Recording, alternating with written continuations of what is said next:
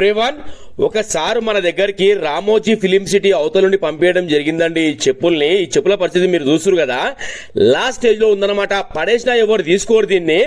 అంటే ఈ మాట చెప్పడానికి రీజన్ ఏంటంటే అలాంటి పనులు మన దగ్గర జరుగుతున్నాయండి. ఈ చెప్పు వాల్యూ తెలిసిన వాళ్ళే మన దగ్గర పంపించడం జరుగుతుంది. అలాంటి వర్క్స్ మన దగ్గర జరుగుతున్నాయి. అయితే చెప్పు కొనడానికి వెళ్ళినప్పుడు ఏంటంటే 9,000 10,000 రూపీస్ చెప్పులు అన్నమాట ఇవి.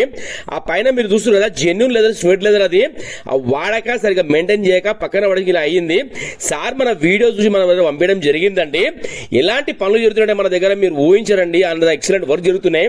మీరు చూస్తున్నదా, ఒకసారి రీల్ ఆపైనా చూడండి. లాస్ట్ స్టేజ్ లో ఉందన్నమాట.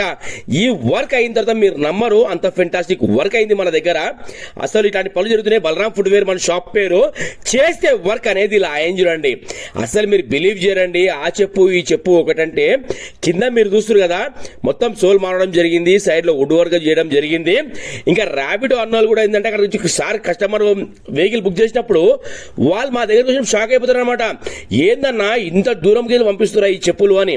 అంటే అన్న ఇక్కడ నుంచి మాకు 1.5 hours చూపెడుతుంది, 2 hours చూపెడుతుంది అన్నప్పుడు నేను చెప్తున్నాను అనమాట, ఇట్లా బలరాంపూడి మా ఛానల్ ఉందన్న అని చెప్పినప్పుడు వాళ్ళు కూడా ఏమంటారంటే మీ ఛానల్ గురించి మేము కూడా విన్నామన్నా, కానీ ఇంత దూరం వెళ్ళి పంపిస్తే ఎక్స్పెక్ట్ చేస్తలేము, చెప్పుల గురించి దూరం పంపించడం ఏందన్నా అని అడుగుతున్నారు నాకే.